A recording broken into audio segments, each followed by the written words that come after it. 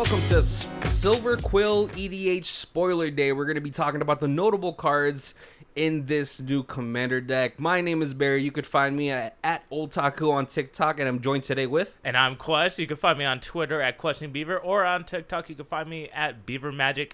And we got some new spoil for Silverquill EDH. Really spicy ones too. Yeah, this feels like one of the most synergistic precons I've seen in a really long time. With all the legendary creatures in it, it feels like very cohesive with the face commander. Yeah, they're actually like stepping up their game. Like there's just some like, wow, this is like, it's not like crap mythics or like crap anything like anymore. Like even in the past, like we get some like mediocre ones like destroy all creatures to get make 4/4. It's like no one doesn't really play that. Like actually, I think like every card gonna have a place in the deck. That's what I think about this set. Yep, and so let's talk about the one of the first new legendary creatures that's in the Silverquill deck, Felisa, Fang of Silverquill. Legendary creature, 2 in white and black, flying. It has Mentor, which is awesome. And whenever a non-token creature you control dies, if it had counters on it, create X tap 2/1 white and black Inkling creatures, tokens with flying, where X is the number of counters it had on it. I felt like this should have been Abzan, but instead of Silverquill, it has to be Orza. But this will probably go in like Abzan, like 99, just because like the ability is pretty good. Because like you're in Abzan, like type of decks, you have counter decks, and like you just make them all big with counter. Then you're like, cool, make a bunch of 2/1s, which is actually really good. I know, yeah. When I first saw this, I automatically thought that the Gave EDH players would just rejoice. Because in Gave it comes in with the counters on it and all that stuff. So whenever I don't know how that combo works with the Gave. I don't know either, but I can think of a really gross combo with this. You have like a Phyrexian Altar, and then you have Altar. What do you want to? Ashnod's Altar. That's what I'm thinking of. You like cool sack Gave. Make a bunch of 2/1, start sacking them, and just start making more mana and just getting value. Yeah. And White and Black doesn't really seem to have a problem with getting +1/+1 count. It's not really Black's thing. Yeah. But White does have a whole bunch of creatures that have Mentor on it. And also just the fact that the commander itself has Mentor, so it could at least disperse some +1/+1 counters. Yeah. Is fine. But yeah, it does feel more like an Abzan card just because, there's that one Strive card with a Johnny on it that puts +1/+1 counters on things. Yeah, it just seems more of like a green thing because also you have like doubling season that puts double the counters and all that stuff. Yeah. So it does. I guess maybe they just felt color restricted, but it could be just a new toy for Orzhov to really delve into with the +1/+1 mechanic. And it has flying and it's a vampire wizard, which is really interesting too. Yeah, I'm really glad they put wizards in other colors this time around. I suppose, but moving on to the next one, we got Nils or Nils? Yeah, you can say it however, I think. Nils. Discipline Enforcer for 1 white, 2 colorless, legendary creature, human cleric. It's a 2/2, and then at the beginning of your end step, for each player, put a +1/+1 counter up to one target creature that player controls. Each creature with 1 or more counters on it cannot attack you and planeswalkers you control unless it plays X, where X is the number of counters on that creature.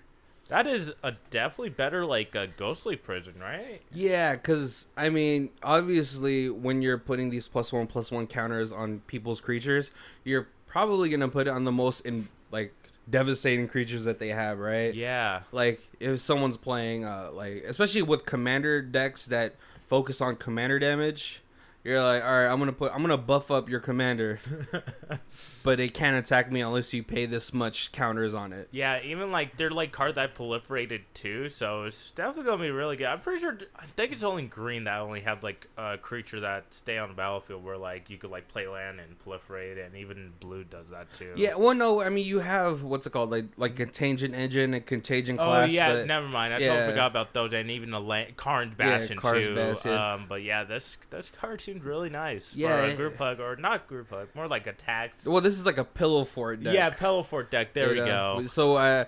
a lot of people can afford Angus McKenzie So now you have a mono white pillow fort commander. So if anyone was really clamoring for that, your dreams just came true. Yeah. All right, let's get to the last legendary creature that we have. It is the mono black Fane the Broker, 2 and a black legendary creature, human warlock for it's a 3/3. It has tap, sacrifice a creature, put 2 +1/+1 counters on a target creature. Tap, remove a counter from a creature to create a treasure token. Tap, sacrifice an artifact, create a 2/1 white and black inkling creature token with flying, and 3 and a black untap Fane the Broker. That is a lot of abilities for a black creature. Like, it does a lot of things. Just, like, sacrifice creature, remove counters, and then sacrifice an artifact to create... Like, it's really good. Yeah, the fact that you could... It's also kind of a mana dork when you're just putting +1/+1 and removing and then, creating treasure tokens. This is the mono black Staff of Domination in your command zone. Yeah, this card could definitely be broken. Like, I'm pretty sure you can make infinite mana if you have the right cards with him. Yeah, and even if you just threw him maybe in a Dimir deck that has Training Grounds and Hearthstone. Now you're untapping him for 1 black, and then there's a loop there. I'm sure there's a loop there where you can untap him for 1 black, create a treasure token, untap, do more nonsense. Yeah, it's definitely there. I'm pretty sure there is. Like, I'm pretty sure there's like a card where, like, whenever an artifact comes battlefield, put a counter on something, and then you keep on removing and making like infinite treasures and like. Oh god. Yeah. And then isn't there's creatures that come onto the battlefield with +1/+1 whenever they die. Oh yeah, like if an artifact not wither, but it's man. Oh god, it's something. Yeah, I feel like there is a creature like whenever you sacrifice an artifact, just make it bigger. Yeah. Or yeah, you could kind of what's it called? Oh, there you go, Hanger Backwalker. Oh yeah, there we go. There you go. You Hanger Backwalker, or what's it called? Walking Ballista. Oh my god, this is gonna be so. It's. I could definitely see this like a Grixis or even a red black artifact deck. Like, it definitely seemed like it sounds lame, like because like the fact that you make treasures and by removing just 1 counter is really great. Oh man, this is gonna be gross to really see. And it's a 3-drop, so I'm pretty sure there's potential for it to be a CEDH type of commander, just because it has so many different abilities. Obviously, it's going to be focused on one route, just because you need an artifact creature that's going to get +1/+1 when it enters the battlefield. But yeah, I think it's just going to be nuts. Yeah, definitely will be. All right, moving on to the next one. Not a legendary creature, but more of a really good Orzhov card, Ink Shield. For 1 black, 1 white, 3 colorless, instant. Prevent all combat damage that will be dealt to you this turn. For each 1 damage prevented this way, create a 2/1 white black inkling creature with flying. Wow. Orzhov is dipping some colors, dipping in that little green, just scooping it all up. Like, all right, what else we need? Tokens? We'll grab that from white. We got it. That's all I see from this card. Yeah, the fact that at some point in the game when you're just 1v1ing another person, and maybe they feel like, all right, I have enough damage on board, I'm just gonna swing all out. Yeah. And the fact that you fog and then you get 2/1 bodies onto the battlefield for a possible crackback that they can't recover from. This could, during the right time of the game, it could just be a game-ending move. Yes, it is. Yeah, especially if you have like an Anointed Procession out, if you have a Divine Visitation out. Yeah, or even like Alter Dementia. Too. Oh, like that will like just making so many. We're like, cool, I'm gonna mill you out because you swung at me. Yeah. Thank goodness they only said prevent combat damage. What if it said like prevent all damage this turn? Oh, just to you. I think just to you, right? Yeah, just to you this turn. So like, that's pretty good. Yeah, Thank goodness they didn't do that. This, I mean, even at 5 mana, it's a 5 mana, but it's an instant and it gives you bodies. Yeah. It does a lot more than other mono green fog effects. There are that one that makes spiders, but yeah, definitely. Oh yeah, Arachnogenesis, and that card is like $18 now, right? Gross. So, but those are just giving you blockers. They're not fogs. Oh, really? Yeah, those are Okay, just so 2/1 spiders. So with basically, reach. this is kind of better, but just 5 mana is a lot. Yeah, but this could potentially win you the game when you use it at the right time. Yes. Right. Let's get to the next one. We have Tempting Contract, 4 colorless artifact. At the beginning of your upkeep, each opponent may create a treasure token. For each opponent who does, create a treasure token. Man, I swear from this whole EDH, like, spoilers, they are just giving, like, treasures a place. With monologue tags, with, like, Tempting Contract, like, man, you could just build, like, a treasure deck with, like, Smothering Tithe and, like, you get that man, 5 Goldspan Dragon. Yeah, but Gross. you could also put a slot in that 5-drop black enchantment that says if you control like 10 or more Yeah. treasures, you Mardu treasure gang, you know? Or even like pirates. I don't know, you're missing Smothering Tithe monologue, but I feel like pirates could be kind of good. Yeah, man, I mean, there's enough treasures in red and blue and Yeah. black. Yeah. That like you missing out on Smothering Tithe might not hurt you as much because you can still Brass's Bounty. You get there's a whole bunch of Pirates Pillage. Yeah. There's a bunch of ways to make treasures in Grixis just because those colors need it just as much as white does. But I mean, this is pretty much a attempted discovery at the beginning of each of your upkeeps. Yes, it is. Just like, would you like to make treasure, guys? Because I like to make treasures. Like, Yeah, I mean, like it could also be dangerous too because maybe someone leaves up just enough mana to Psych Rift. oh yeah. But you know what? Those are just risks you're gonna have to take. You know? This card will probably be really expensive. Like, after done printing the set, like it's just gonna be good, solid EDH staple. Well, yeah, it's also for the simple fact that it's colorless and it can slot into any deck. Yeah. It's like, well, you know, yeah, they get treasures, but if everyone takes one, you get 3. So you're always gonna be at least on par or above everybody else as far as treasure count will go. So yeah, I think this is a really great card to include in this deck. And honestly, looking at the face commander, I wasn't too hyped about this deck, but man, there are some juicy cards in this set. I don't even remember the commander, but moving on to the next one. Cunningham Rhetoric. For 1 black, 2 colorless, and its enchantment. Whenever an opponent attacks you and or one or more planeswalkers you control, exile the top card of that player's library. You may play that card for as long as it remains exiled, and you may spend mana at though if you were mana any color to cast it. Wow, that's a Gonti ghostly prison bait. Not ghostly prison, but like. Oh wow, that's. I mean, it's gonna act like a ghostly prison because if someone wants to attack you, they really have to weigh the options, right? Yeah. They're gonna be like, if they have no way to manipulate the top of their deck, they're just gonna be like, man, well, if I swing, I really want the Monarch, so I'll give him this card just so I could draw a card. Yeah. But I mean, just to have a deterrent from attacking you, and at 3 mana. And enchantment, which is like really hard to get rid of in EDH too. It's really strong for black. And the art for it is just really awesome. But just the fact that you can, if you're playing mono black, this is just a way for you to dip into everybody else's color pie, too. Because, you know, black doesn't have a Kodama's Reach, but that guy might.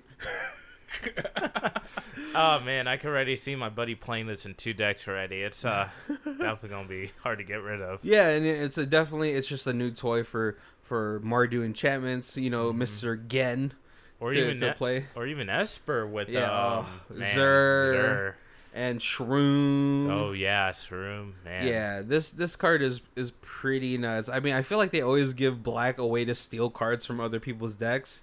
And the fact that you're going to punish people for attacking you, it's like, you know, all right. Yeah. You got my card, so you don't have to get me back, right? Yeah, I mean, like, you don't really play black too often, but is this one of those cards that kind of makes you want to play a black deck? Almost. Almost there. But it's very soon I'll be having a kind of a black deck, but it's 5 colors, so yeah. Definitely not gonna play that though. All right, so for the next card we have Author of Shadows, 4 and a black, creature Shade Warlock. When it enters the battlefield, exile all cards from all opponents' graveyards. Choose a non-land card exiled this way. You may cast that card for as long as it remains exiled, and you may spend mana as though it are any type of mana to cast a spell, and it's a 3/3. Non-land card. It's not saying permanent. It's non-land. So you could be like, I would like a counter spell so I could make sure I'm okay, you know? Like, that card seemed, Yeah, it's good. As I was kind of sad that it only just picks one card, but you're picking the best card from all of your opponent's graveyards. Oh, is it not one card from each opponent? It's only for like one card in main? No, yeah, it just says choose a non-land card exiled this way. Okay, because like it sounds like you choose one card from each opponent for a minute. I'm like, man, that's so strong, but yeah, that's still good. But still, like you again, Black is delving into things that it should not have with its dark magic. Yeah. Just because, you know, like when you're in a full pot of Commander, there's maybe you're low on ramp, maybe you just need an extra turn. So, you know, maybe there's a temporal manipulation in the graveyard. Maybe there's a counterspell that has upside in the graveyard, like a what's it called, the 6-drop Sublime Epiphany. Sublime, oh my goodness, Sublime, you know? Or even extra turns. Like, know what? Give Black that extra turn. Yeah, exactly. You know what I'm saying? So this just sort of gives you. I mean, yeah, it's 5. It's a 3/3. It's only a one-off, but it could be one of those game-winning one-offs. Like maybe an Expropriate gets counterspelled, so it doesn't exile itself. Yeah. And then you just expropriate in Black. Oh, it's so gross. Definitely gonna be a solid Black staple for sure. Probably all Black decks. Like, I just don't see you running this like Black card in any of them. I mean, it is kind of cheeky at 5 mana. Yeah. So I don't know. Maybe I would see it in more optimized, focused EDH decks. I think it's pretty top heavy for CEDH, but hey, I don't know. You know? I don't know. Time will tell. They might want it. And the last card we're gonna talk about today is King Duelist, 1 black, 1 colorless, human wizard creature, 2/2. At the beginning of your upkeep, you and target opponent reveal the top card of your library. You each lose life to the mana value of the card revealed by the other player. You each put that card you revealed into your hand. So basically, a Dark Confidant. We got like dual Bob. Yeah, it's that I was like, oh, that's kind of insane, you know. Yeah. EDH has its very own Bob, and it's very political. Yeah, it is. You know, because there's always that one person that's lagging behind. Yeah, I could kind of see this in Legacy, kind of just like if your opponent playing like big mana stuff like elves, like cool, play it. You're gonna take 8 or even like 10. Oh. Like, it just seems kind of janky, but I don't think it will be. I mean, hey, you never know, because if it sticks around and they're playing Eldrazi's, or sneak attack. Sneak attack, I could definitely see that being like, you take 15, you're dead. Yeah, exactly. You know, so it's still a cheeky card, just because you're still, especially in a just a 1v1 format, you're giving somebody card advantage for free. Yeah. Or air quotes for free, you know, for life damage. But obviously, if you're going to be playing this deck, your deck is going to be more optimized to at least take the least amount of damage, right? Yeah. I mean, like, is this another card that kind of makes you interested in making a Black deck? I don't know. Probably not. But yeah, no. Yeah, but this Orzhov, this is probably the most interesting Orzhov precon I've seen ever. Yeah, better than like any of the other ones in the past. Yeah. Like, it just, this whole like EDH precons are like really interesting, like way better than like any of the last ones. Yeah, like from the past years. They feel like there's a lot more synergy to these ones, which I'm really happy about. Just because the like in the past we've seen some precons that you're just like, why is this in here? It doesn't make sense. You have conflicting commanders in the precon that don't meld with each other. Like, they don't have to do the exact same thing, but they should at least work in tandem with each other, right? Yeah, we should definitely like do a game with just precons. We definitely we got to do that. Yeah, that sounds really Yeah. fun. What's it called? So I do want to talk about one honorable mention card. As I'm reading this, as I'm reading the spoilers, we have Promise of Loyalty, 4 and a white sorcery. Each player puts a vow counter on a creature they control and sacrifices the rest. Each of those creatures can attack you or planeswalkers you control as long as it has a vow counter on it. Wow. That's you just put on the commander like, cool, that can never attack me. Have fun getting rid of that counter. Like, wow. Yeah, the best part of this is, yes, it's a board wipe. It is a 5-drop, but it gets around indestructible because it is a sacrifice effect, which means that the player has to do it. It's not tied to the creature. And then the fact that you're putting a vow counter on their strongest creatures or maybe their commanders that can never attack you ever again. Yeah. Like, what if there's like a Rafik of the Many that's on the field that's just equipped to the teeth, you know, like he has all the swords on it. Yeah, like just like those Voltron decks are just gonna get like absolutely destroyed by this card. I feel like you could kill the other two, but not me. Yeah, you're never gonna attack me until you bounce that creature or sacrifice it. Yeah, guys. We today we got some news from the next set, Modern Horizon. We got some leaks. I think we'll talk about that maybe tomorrow. Yeah. Well, like if we can get more news on it, we want to have solidified news for you guys. We don't want to just do speculation. But it does seem pretty exciting if all the things that we have seen so far pans out. Yeah, hopefully it is. That's basically it, guys. Thanks for watching. Like, subscribe, and comment what's your favorite card out of the Silverquill EDH set. And my name is Quest. My name is Barry. And this is Scry, guys.